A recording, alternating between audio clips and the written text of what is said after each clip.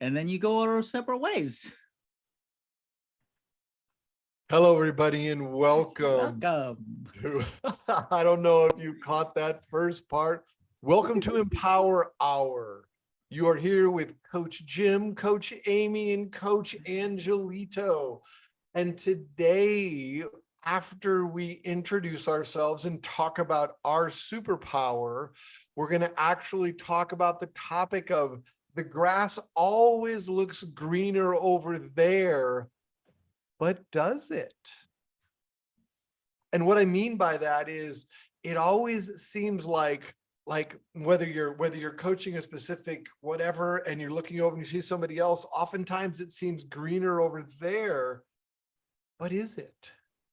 And before we get into today's topic, I would like each of the co-panel hosts to introduce themselves. So we'll start out with Coach Amy. Maybe introduce yourself, say a little bit about yourself, maybe what your superpower is or anything else I can throw at this last minute to kind of throw you off a little bit. Yeah, you can try. Not much throws me off. Though now I'm pondering what does throw me off, and I don't think I'm going to empower you with that.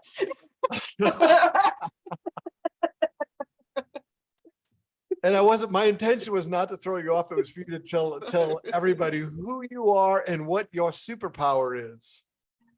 Yeah, so I'm really loving the term multi-passionista at the moment. That's definitely part of what I am incorporating into my identity. I am a multi-passionista. I am the kind of person that will get a book recommendation, read it in a day, dive in deep, and then make an offer 2 days later from that, which is what I'm in the midst of at the moment with a book recommendation my mentor made the other day.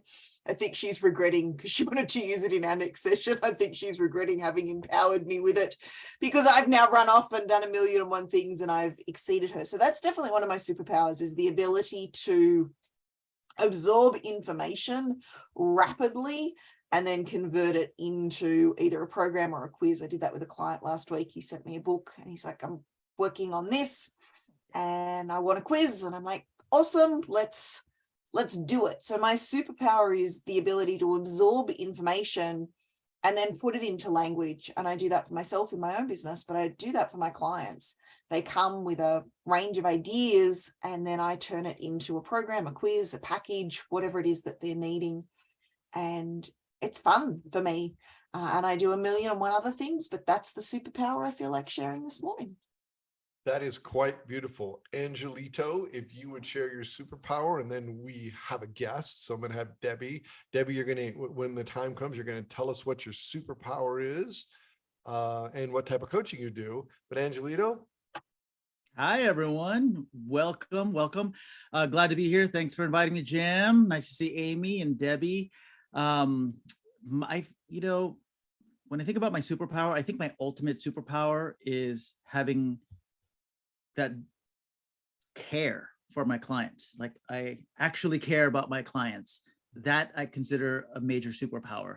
And what that superpower allows me to do is help those who aspire to be full-time travelers become full-time travelers by becoming a virtual coach.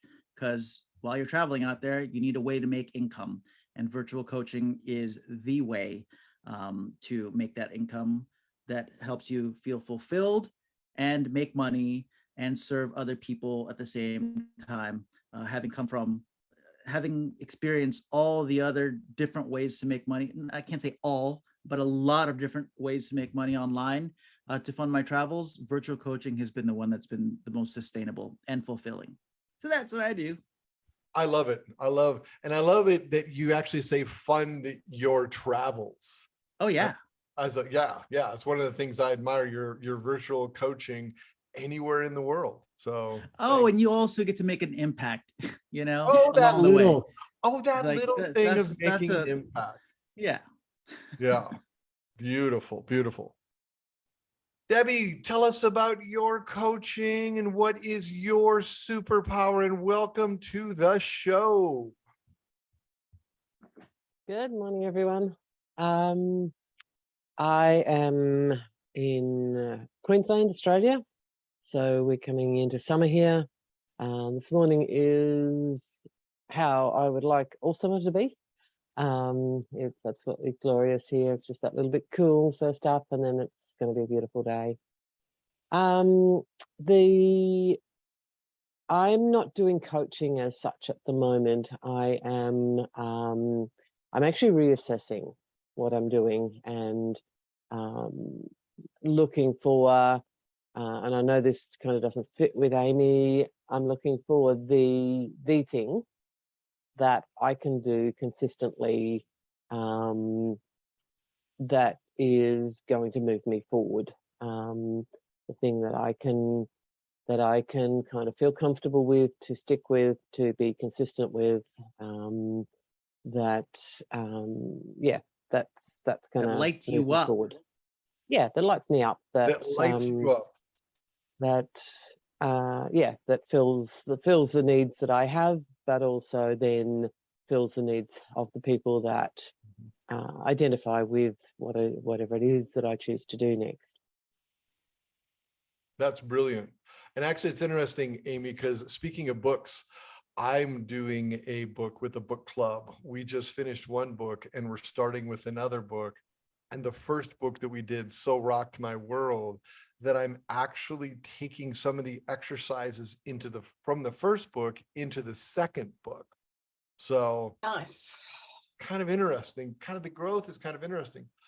But today's topic, everybody, is the grass greener over there? Like sometimes as coaches, we may look and we may be in an area, but sometimes we think the grass is greener over there.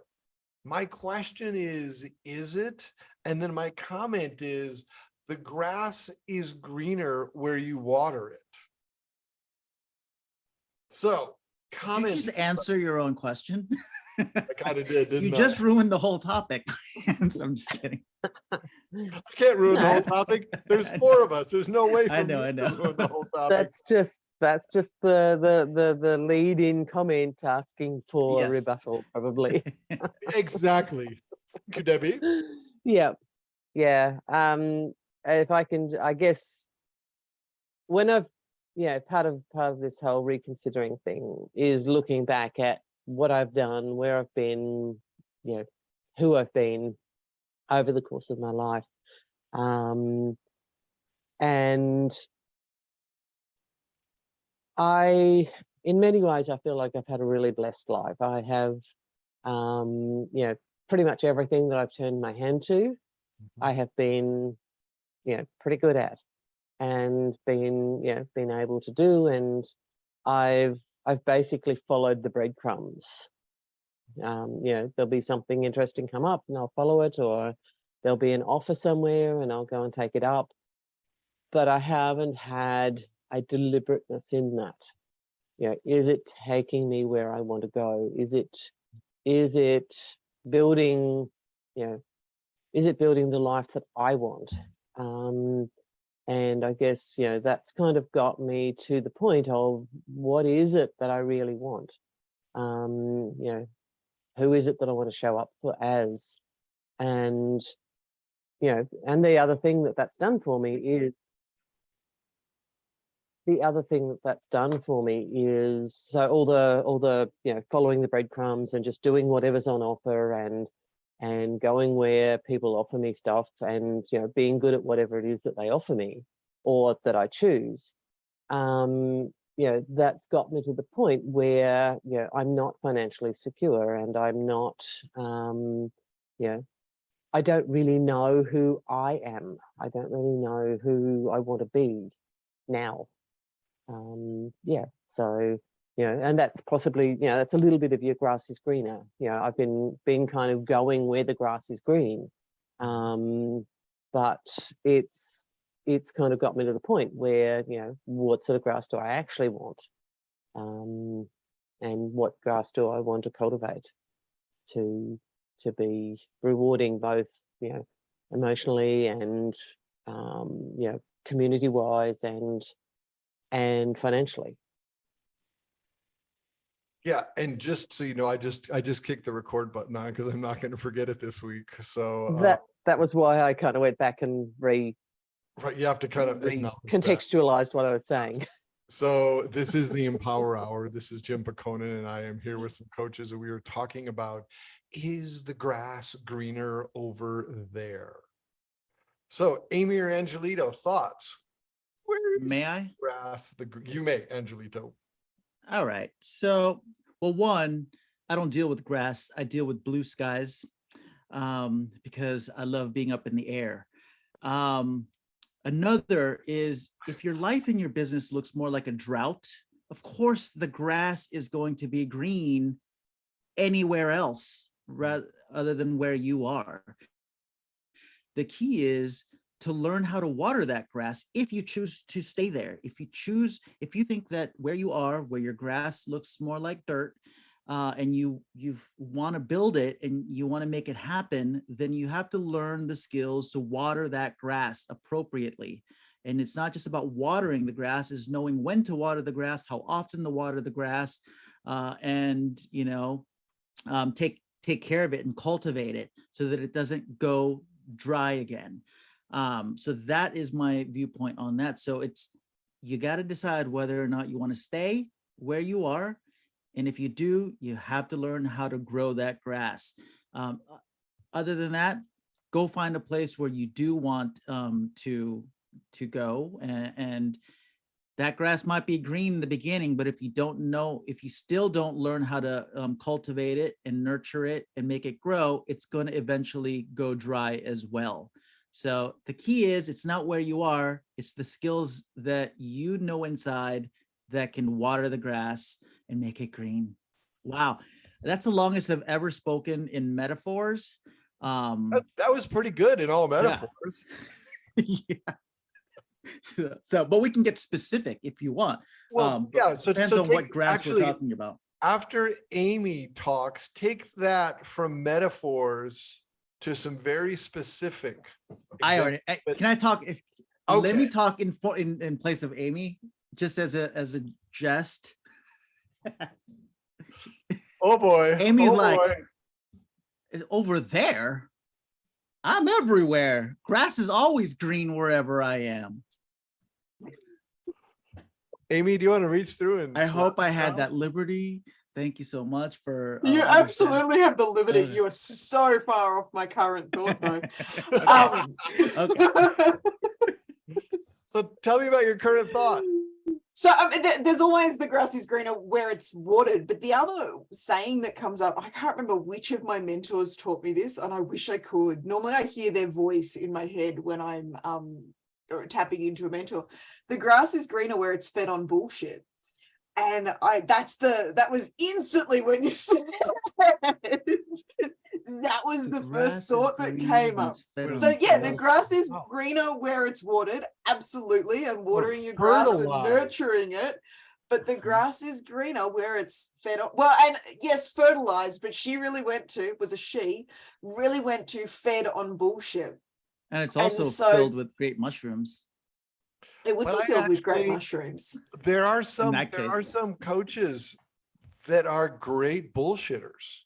And I think that's half of, it's actually, boy, that's an interesting one, because one of my teachers wanted me to be his apprentice, and incredibly well known in the industry. He gave me 6 lessons. He gave me 6 months of coaching where we could meet for 1 hour each month.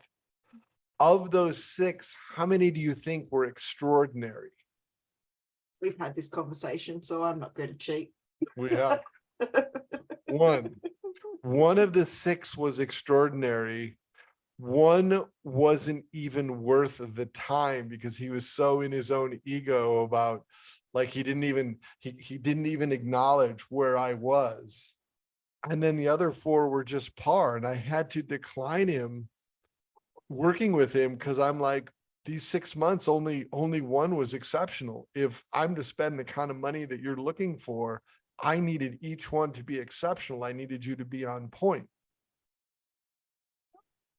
And I still got a ton because it's where I got certified. I still got a ton out of the program.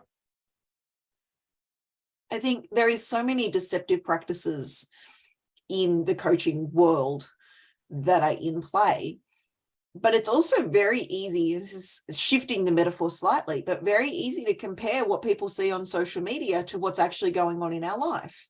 So we look at the person presenting this amazing picture, but it's not truth necessarily, and it's not the whole picture. Even myself, what I share on Facebook is only a fraction of what I'm doing in my everyday life and it's not deliberate for me. For some people it is, but for most of us it's not deliberate. You have to But make that it relevant. version, yeah, well, there's an element of making it relevant, but there's also just an element of wanting to shine our best light in the world. Well, now, I'm fairly good at shining my flaws, but so is the grass actually greener, or has it been painted? Or is it fake? Or is it like there's a whole pile of, I mean, I look at the grass in where we go to the club, they've got, I imagine they're like lawn bowl fields. Their grass is immaculate. And I commented one day and she said, it's plastic, Amy. And I'm like, oh, well, that makes sense. Well, can we get clearer then, more specific on what this grass represents? Because whether it's plastic or whether it's fake, it's still green. And if we're judging it based on its color, then it's still green. Or its context, it's still green. So what's the it's But still green. So but here's the point that I think Amy was making, is that if you are judging yourself by what you see on social media, you are probably deceiving yourself. Because I think most people, I usually use, especially Facebook, because to me, Facebook is closer to fake book than Facebook, but I usually use it to post uplifting things because I have a story, right or wrong, that we're in some fairly rough transitional times right now. And if people can look at my profile and actually see something that uplifts them a little bit, I think that's where the win is. Like, we all have good days. We all have rough days. We all have happy days, sad days. It's just, as coaches, I want every coach to be able to reach their ideal client and succeed. Like that's part of the reason in Power Hour. If you're watching this as a coach in here, I want you to succeed as a coach, doing what you do. And then the question becomes, how, I'm going to use Amy's term because I actually like it. How are you fertilizing your grass? And I can't even think of a good term to wrap into your metaphor, Angelito. And Debbie, of course, you have three people that love talking, so you just got to jump in with these three. So go ahead, Amy. Well, I was just going to say, I think it depends on the perspective. So if looking at the grass being greener on the other side inspires people to step up and to move forward and to nurture or fertilize or water or whatever it is, leverage that. But for the people that are using it as a way to hold themselves down and they feel envious and jealous, it's worth challenging that perception. It's also worth working out. And I think you asked a really great question, Angelito.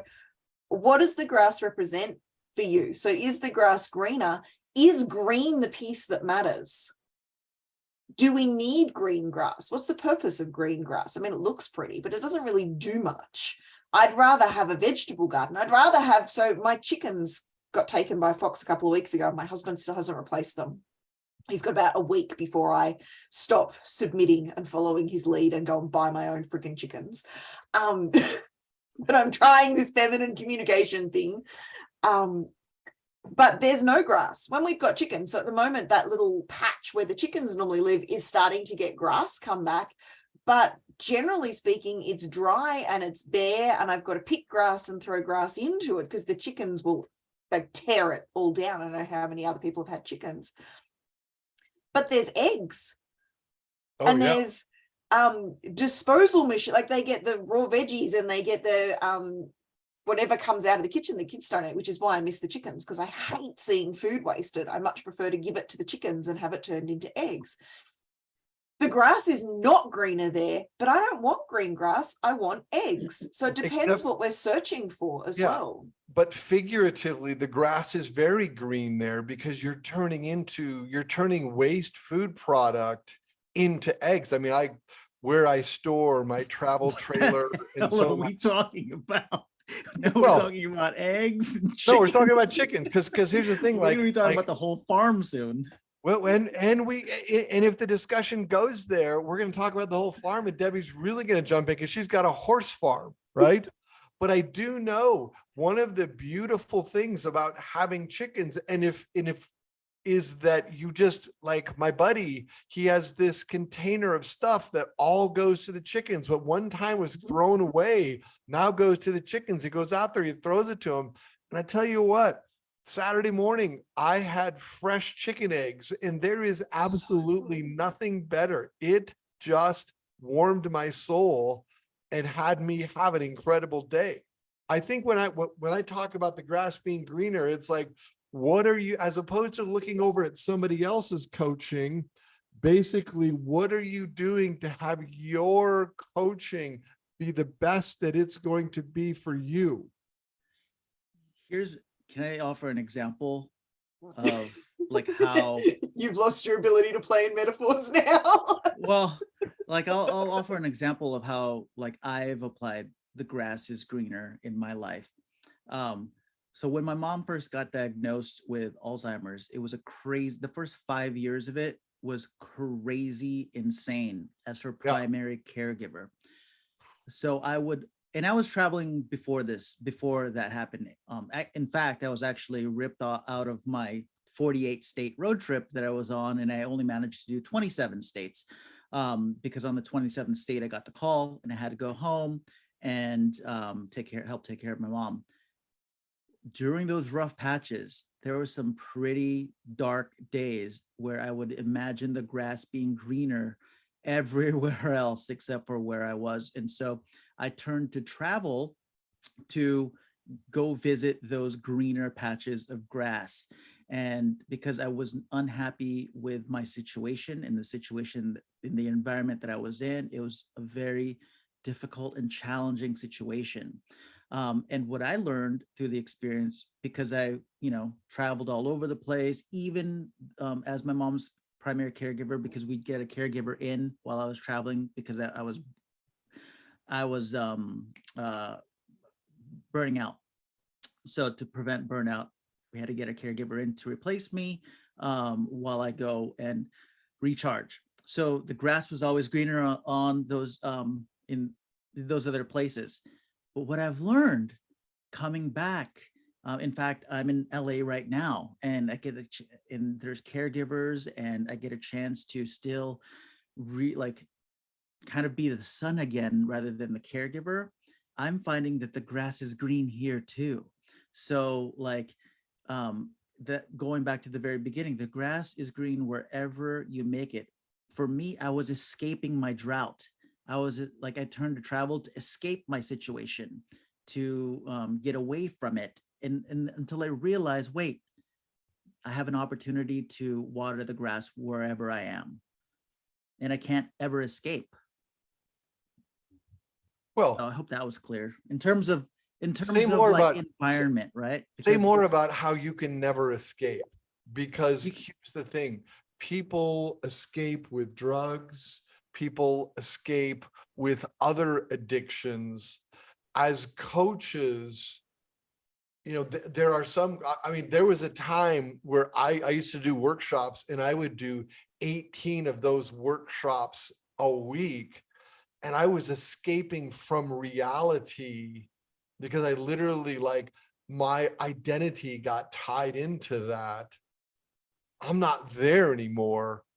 I'm 2 years out of a very abusive relationship. And the beautiful thing is I love I love the life I've created, because in the fourth quarter last year, I realized I wasn't really tied down anywhere. And as a coach, I can do my coaching everywhere. I have coached from California. I've coached from Nevada. I've coached from Iowa. I've coached from Missouri. I've coached from Nebraska. Like, one of the things that I really know is the more I go online with my work, as long as I am here, and here can be right in front of a screen, I'm an incredibly effective coach. And yeah, I've given up workshops because I had to give up working in a where you had to actually go into a recovery center. But I love my life right now. Just love my life. Yeah.